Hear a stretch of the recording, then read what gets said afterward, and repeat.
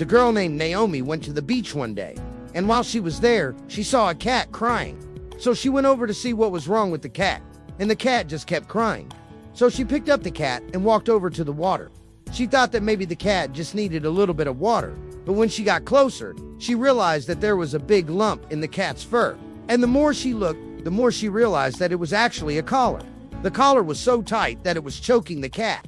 So she quickly took the collar off, and the cat was so grateful that she licked her face. Naomi then took the cat home with her. She gave the cat some food and water and a place to sleep, and she named him Lucky.